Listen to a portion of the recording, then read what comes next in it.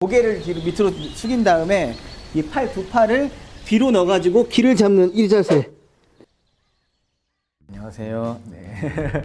중앙일보 사회기획팀에서 환경 분야를 담당하고 있는 13년차 기자 송건필입니다. 오늘 제가 들고 온 기사는 13억 인도인 외출 금지, 집 밖에 나오면 몽둥이질 단속이라는 기사고요. 그리고 이제 3일 뒤에 또 하나 이제 인도에 가는 기사를 또 쓰게 됐는데, 그 기사 제목은 13억 인도 봉쇄했더니 가스실 뉴델리 하늘색이 달라졌다. 현재 기준으로만 봐도 인도 내에서 코로나19 확진자 수가 한 4천 명 정도거든요. 중국이나 미국이랑 비교해 봤을 때는 확진자가 많은 편은 아니거든요.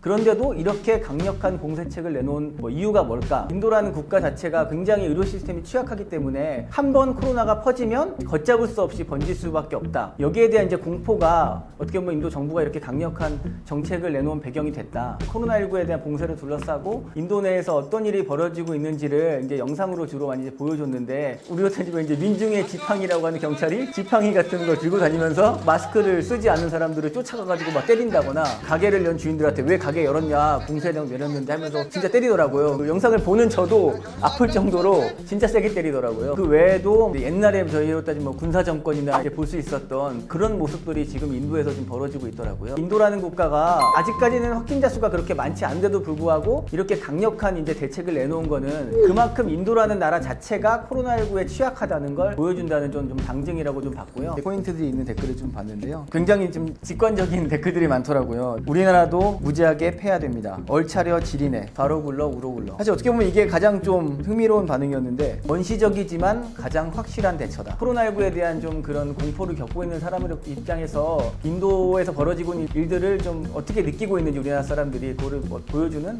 직관적인 댓글이 아닌가. 사실 이게 우리나라 입장에서 봤을 때 이제 원시적이라고 얘기를 하지만, 제가 좀 찾아보니까 인도에서는 이게 무르가라고 해가지고 예전부터 이제 학교나 이런 데서 전통적으로 해왔던 체벌 방법이라고 해요. 굉장히 독특한 자세를 하고 막 벌 서 있는 사람들을 보이는데, 이게 인도가 혹시 요가 국가라서 그런지 뭔가 이게 간단하게 좀 자세를 좀, 가장 기본적인 무르가가 이제 보통 이제 우리가 얘기하는 게 서서 해도 되나요? 네, 해볼까요?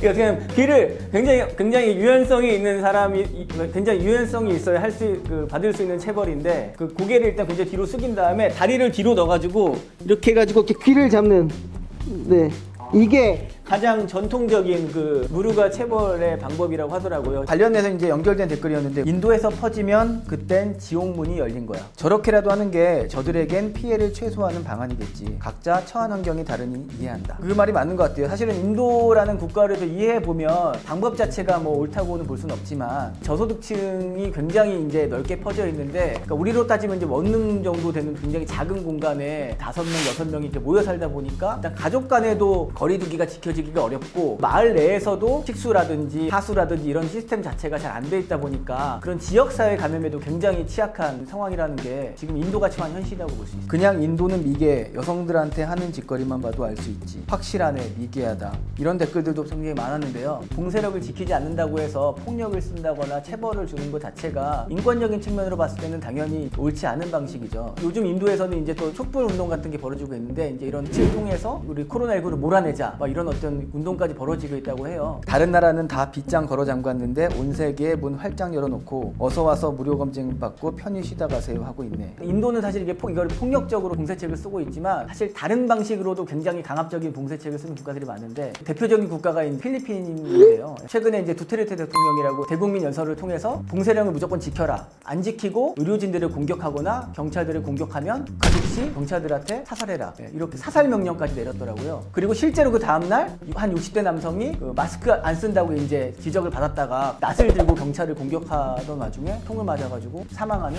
그런 사건이 벌어지기도 했고요. 조금 다른 방식으로 봉쇄책을 쓰는 국가들도 있는데, 파나마나 페루 같은 경우에는 아예 남녀를 요일제를 나눠가지고 남자는 월수금에만 외출할 수 있고 여자는 화목토만 외출할 수 있다. 일요일은 전부 다 안 된다. 남녀를 나눠 놓으면 단속이 쉽잖아요. 봉쇄라는 거는 굉장히 지금 전 세계적으로 국가들이 갖고 있는 유일한 코로나에 대한 방어책? 근데 반대로 우리나라 같은 경우에는 상대적으로 봤을 때는 그 봉쇄 수준이 이제 다른 나라보다는 좀 더 개방적인 건 사실인데요. 격리 수칙을 안 지키고 여행을 갔다거나 클럽에 간다거나 사실 이런 것들이 뉴스로 많이 나오니까 거기에 대해서 이제 시민들이 굉장히 분노하고 있는데 우리도 뭔가 좀 해야 되는 거 아니냐 그런 분노들을 이제 댓글로 많이 남겨주시더라고요. 몽둥이 크크크 국내 도입이 시급하네. 역시 백신은 몽둥이였어. 물론 그렇다고 이제 진짜 우리나라 경찰들이 몽둥이를 들고 다니면 안 되겠죠.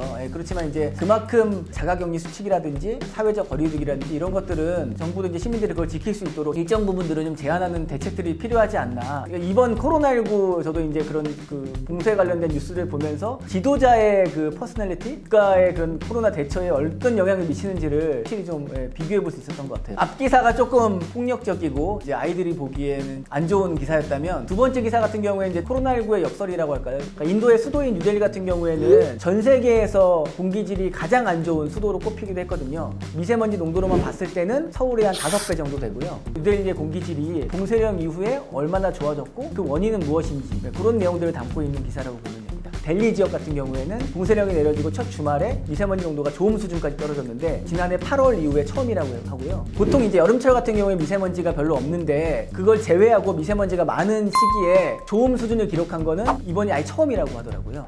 최근에는 하늘 영상들을 굉장히 많이 올리더라고요. 인도 시민들이 굉장히 파란 하늘이 이제 펼쳐져 있고 밤에도 별이 막 반짝반짝 빛나고 태어나서 처음으로 이렇게 파란 하늘을 봤다. 밤에 별이 있었던 거를 뭐 처음 알았다. 뭐 이렇게 뭐 이런 얘기를 한다던가.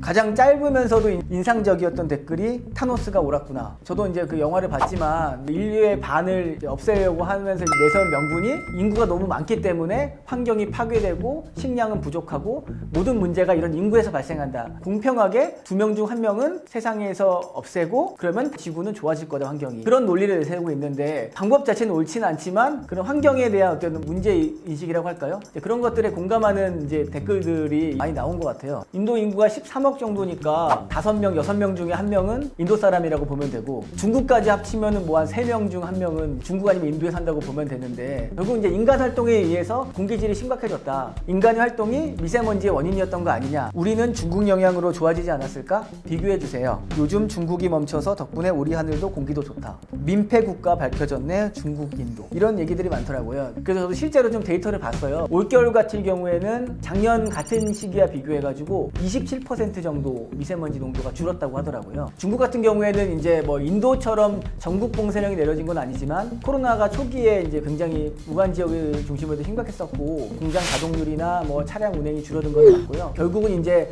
중국의 미세먼지가 줄면서 그 여파로 국내 미세먼지도 좀 줄어든 효과가 있지 않았나. 사진 유독 심한 거 쓴 거 아닌가요? 저 작년에 인도에서 일할 때만 봐도 뉴델리 저 정도는 아닌데 이분은 인도에 살았던 분이 남긴 댓글 같은데 물론 항상 그 뉴델리 공기가 그렇게 뭐 가스실 정도로 최악인 건 아니죠. 9월, 10월이 되면은 확실히 이제 우리나라처럼 공기질이 그때부터 안 좋아지고 앞도 안 보일 정도로 스모그가 심한 날이 우리나라보다는 훨씬 더 잦게 일어난다고 볼 수는 있습니다. 제가 작년에 이제 미세먼지 취재를 하면서 저는 이제 중국에 가고 제 동료 기자가 인도에 갔는데 갔다 온 기자한테 물어봤더니 그렇게 막 미세먼지가 심한 시즌은 아니었는데 우리로 따지면 이제 매우 나쁨 정도 가장 안 좋을 때 수준의 농도가 실제로 그 당시에도 나타났었고 그때 타지마할도 갔었는데 그때 막 열심히 벽을 닦고 있더래요. 그러니까 물어보니까 이게 워낙 공기질이 안 좋으니까 변색이 돼가지고 이렇게 주기적으로 타지마할을 열심히 닦아줘야 원래 그 아이보리색이 이제 유지할 수 있다고 하더라고요. 이번 코로나19 사태를 겪으면서 환경 문제에 대해서 다시 좀 생각해보면은